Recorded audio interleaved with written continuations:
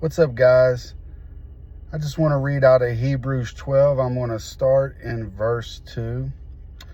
Looking unto Jesus, the author and the finisher of our faith, who for the joy that was set before him endured the cross, despising the shame, and is set down at the right hand of the throne of God.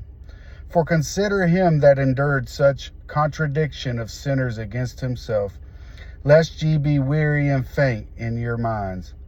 Ye have not yet resisted unto blood, striving against sin.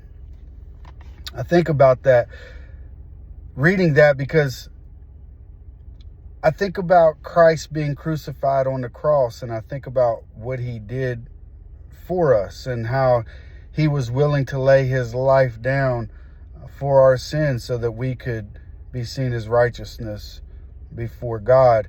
And sometimes I look at myself and I wonder why I allow myself to sin, right? Why does my flesh seem to prevail? The reason my flesh prevails, and the reason our flesh prevails, is because we aren't looking unto Jesus, as verse 2 says, the author and the finisher of our faith. We think there's something that we can do.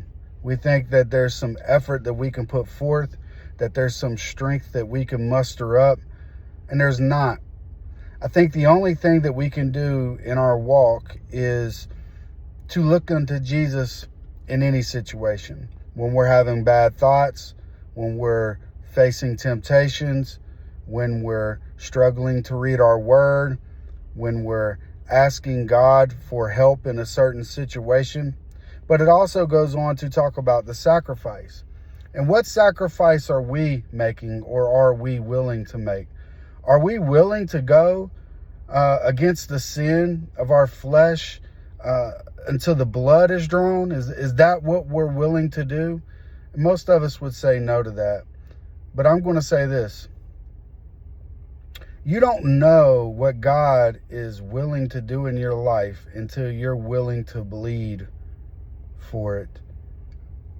You know, we are seen perfect, as perfect in the eyes of God because of Jesus. And Jesus is the author and the finisher of our faith. That means it's done. There's nothing that you can do. There's no amount of effort you can put forth.